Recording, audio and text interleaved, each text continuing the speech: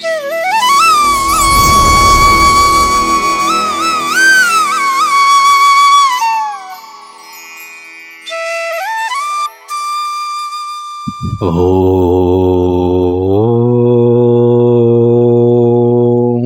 శ్రీ సచ్చిదానంద సమర్థ సద్గురు సాయినాథ్ మహారాజ్ కీ జై.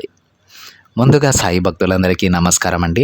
వీడియో చూస్తున్న ప్రతి ఒక్కరిపైన ఆ సాయినాథుని ఆశీస్సులు ఉండాలని, బాబా గారి భక్తులందరూ ఎప్పుడూ కూడా ఆనందంగా సంతోషంగా వారి జీవితాన్ని గడపాలని మనస్ఫూర్తిగా కోరుకుంటూ ఈ వీడియోని స్టార్ట్ చేస్తున్నాను ఫ్రెండ్స్.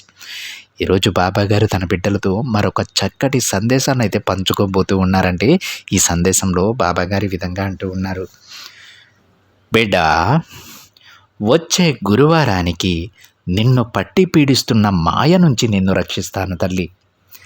అది ఎలానో వెంటనే విని తెలుసుకో, ప్రశాంతంగా నిద్రించు అని బాబాగారు అంటూ ఉన్నారండి. ఈరోజు బాబాగారు తన బిడ్డలకు ఒక గడువు పెట్టారండి. గడువు పెట్టడం కాదు, బాబాగారే ఒక గడువు అడిగారు. వచ్చే గురువారానికల్లా మిమ్మల్ని పట్టి పీడిస్తున్నటువంటి ఒక మాయ నుంచి మిమ్మల్ని బయటకు తీసుకొస్తానని బాబాగారు తన బిడ్డలతో అంటూ ఉన్నారు. అంటే ఏ బిడ్డలను ఉద్దేశించి ఈ మాటలు చెబుతూ ఉన్నారంటే, ఎవరైతే ఏ పని చేసినా కలిసి రావటం లేదో, ఎవరైతే ఎంత మంచిగా ఉన్నా సరే వాళ్ళని కించపరుస్తూ ఉన్నారో, వాళ్ళని ద్రోషులుగా చూపిస్తూ ఉన్నారు, అలాంటి వాళ్ళంతా కూడా ఏదో ఒక కర్మానుసారం ఆ కష్టాలను అనుభవిస్తూ ఉంటారు. అలాంటి లేనిపోని కష్టాలన్నీ కూడా తెచ్చుకొని నెత్తి మీద పెట్టుకొని ఇబ్బంది పడుతూ ఉన్నటువంటి, ఎంత మంచికి పోయినా చెడు ఎదురొచ్చినటువంటి ఏ బిడ్డలైతే ఉన్నారో ఆ బిడ్డలందరికీ కూడా ఈరోజు బాబా గారి సందేశాన్ని చెబుతూ ఉన్నారండి. మిమ్మల్ని పట్టి పీడిస్తున్నటువంటి ఆ మాయ నుంచి నేను మిమ్మల్ని గురువారం లోపు బయటకు తీసుకొస్తానని బాబా గారు అంటూ ఉన్నారు. అయితే బాబాగారు ఏ విధంగా రక్షిస్తారో, ఎలా తీసుకొస్తారో, తన బిడ్డలను బయటికి ఎలా తీసుకొస్తారో, ఎంత అద్భుతమైన జీవితాన్ని ప్రసాదిస్తారో, ఇవన్నీ కూడా కాస్త జాగ్రత్తగా విని తెలుసుకోమని బాబాగారు అంటూ ఉన్నారు. ఈ సందేశం విన్న తరువాత ప్రశాంతంగా తన బిడ్డలు నిద్రించాలని కూడా బాబాగారు అంటూ ఉన్నారు. అయితే బాబాగారు తన బిడ్డలకి ఏం చెప్పాలనుకుంటున్నారో పూర్తిగా ఆ తండ్రి మాటలలోనే విని తెలుసుకుందామండి. బాబాగారు ఈ విధంగా చెప్తూ ఉన్నారు, బిడ్డ, ఇప్పుడు నువ్వు ఇలా మాయలో చిక్కుకొని బాధపడుతూ కన్నీరు కారుస్తుంటే నేను చూడలేకున్నానమ్మా. ఒక్కసారి నీ సాయి చెప్పేది జాగ్రత్తగా విను, ఆనందిస్తావు, ప్రశాంతంగా నిద్రిస్తావు. చూడు బిడ్డ, ఎప్పటి నుంచో నువ్వు కోరుతున్నటువంటి నీ కోరిక కూడా నేను తీర్చబోతున్నాను తల్లి. ఇప్పుడు నీ జీవితంలో జరిగే ఆటలన్నీ కూడా దేవుడు ఆడించే కీలుబొమ్మలాట.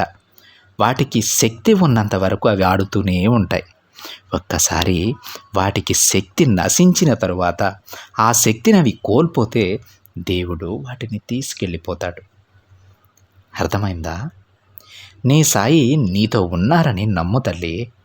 అన్నీ మంచిగా నేను మారుస్తాను. జీవితంలో ఆడే ఆటలు అంతులేనివి బిడ్డ. కాబట్టి నీ చుట్టూ ఎంత పెద్ద మాయ ఉన్నా సరే మొత్తం నేను తొలగించి నీ కోరికలన్నీ నెరవేరుస్తాను. నీ కష్టాలు, బాధలు చెప్పుకోవడానికి ఎవ్వరూ లేరని కుమిలిపోతూ ఉన్నావు కదా? దిగులు పడకు. నీ బాధలు వినడానికి నేను వస్తున్నాను. స్వయంగా ఈ తండ్రి దిగి వస్తున్నారు బిడ్డ. నీ సాయిని గుర్తించు. నీకు తోడుగా ఎవ్వరూ లేరని అనుకోకు. కన్నీరు కార్చకు. నీకు వండగా నేనుంటాను. నీకు కావలసిన ఓదార్పు నేను అందిస్తాను బిడ్డ. నువ్వు ధైర్యంగా బ్రతకడానికి, న్యాయమైన దారిలో నడవటానికి నేను నీకు చెయ్యి అందిస్తాను. ఇక దేని గురించి ఆలోచించవద్దు. నీకొక విషయం చెప్పనా? ఇప్పుడు నువ్వు పడుతున్న కష్టాలకు కారణం నువ్వే బిడ్డ. ఎందుకో కూడా చెబుతాను, శ్రద్ధగా విను. అందరూ నా వాళ్ళే అని గుడ్డిగా నమ్ముతావు. అందరూ నీలానే ప్రేమగా, న్యాయంగా ఉంటారని నమ్మేస్తావు. నీ చిన్న సమస్యలను చెప్పుకోవడానికి ఎవ్వరూ లేరని అనుకుంటూ ఉన్న సమస్యలను పెద్దవి చేసుకుంటావు. ఒక్క విషయం గుర్తుపెట్టుకో, అందరూ నీలానే ఉండరు. కాస్త జాగ్రత్తగా ఉండాలి తల్లి. ఎందుకంటే నువ్వు ఎక్కడికి వెళ్ళినా ఇలాంటి వారు తగులుతూనే ఉంటారు. ప్రతి ఒక్కరి జీవితంలో చెడు వచ్చినంత త్వరగా మంచి రాదు బిడ్డ. ఆనందమూ రాదు. మంచిగా ఉండాలంటే చాలా కష్టపడాలి, కానీ చెడు జరగాలంటే వెంటనే క్షణంలో జరిగిపోతుంది. అర్థమైందా? చెడు అనేది చాలా శక్తివంతమైనది. అలాంటి దానికి వీలైనంత దూరంగా ఉండు. అది నీకే మంచిది. ఈ ప్రపంచంలో మంచికి విలువ ఇచ్చేవారు చాలా తక్కువగా ఉన్నారమ్మా, కానీ చెడుకి మాత్రం ఎక్కువ విలువనిస్తారు.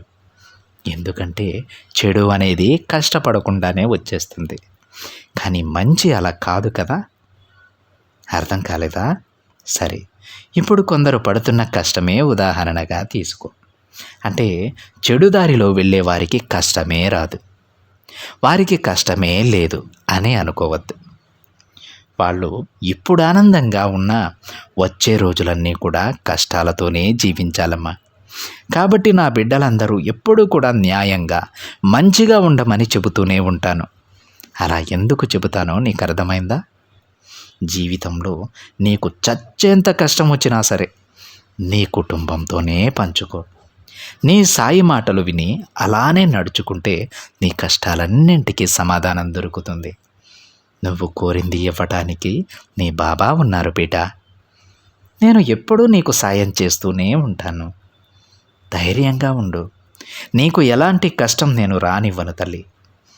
నా దారిలో నడు, నాలో ఐక్యమవ్వు. అన్నింటినీ నేను చక్కబెడతాను. ఇక ప్రశాంతంగా నిద్రించు అని బాబాగారు అంటూ ఉన్నారండి.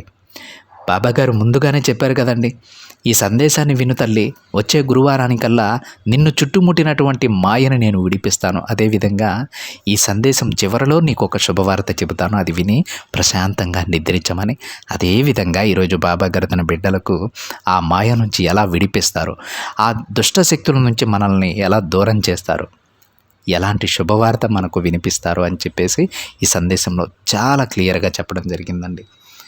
ఈ సందేశం విన్న ప్రతి బిడ్డ కూడా హాయిగా నిద్రించమని బాబాగారు అంటూ ఉన్నారు. ఎందుకంటే బాబాగారు ఎందుకు ఈ మాట చెప్పారంటే, చాలా వరకు కూడా చాలామంది బిడ్డలు వారికి ఉన్నటువంటి ఆ సమస్యలు కష్టాలు తలుచుకుంటూ ప్రశాంతమైనటువంటి నిద్రపోయి కొన్ని సంవత్సరాలు అయి ఉండొచ్చు. కొంతమందికి ఇది ఆశ్చర్యంగా అనిపించవచ్చండి, కానీ ఇది చాలా వాస్తవం.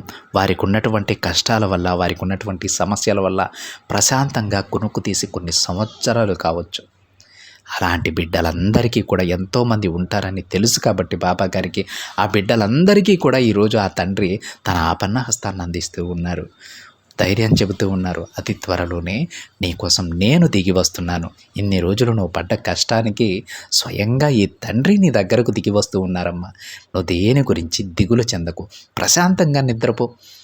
నీకు కావలసినటువంటి జీవితాన్ని, నువ్వు ఎలాంటి జీవితాన్ని నన్ను అడిగావో అంతకంటే గొప్ప జీవితాన్ని నేను నీకు అందించడానికి, స్వయంగా ఆ జీవితం వైపు నిన్ను నడిపించడానికి నేనే నీ చెయ్యి పట్టుకొని తీసుకెళ్ళడానికి నేనే దిగి వస్తున్నానని బాబాగారు తన బిడ్డలకు చెబుతూ ఉన్నారండి.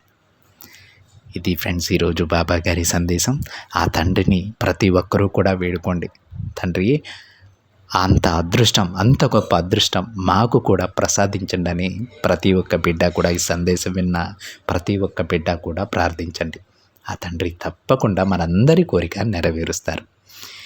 ఇదండి ఈరోజు బాబాగారి సందేశం కనుక మీకు నచ్చినట్లయితే ఒక చిన్న లైక్ చేయండి ఫ్రెండ్స్. మరింత మంది మన బాబాగారి బిడ్డలకి ఈ సందేశాన్ని షేర్ చేయండి. మొదటిసారిగా ఛానల్ని చూస్తున్న వాళ్ళైతే తప్పకుండా సబ్స్క్రైబ్ చేసుకుని పక్కనే ఉన్న బెల్ ఐకాన్ని యాక్టివేట్ చేయండి. మరొక బాబాగారి సందేశంతో మరొక వీడియోలో కలుద్దాం. అంతవరకు ఓం సాయిరామ్.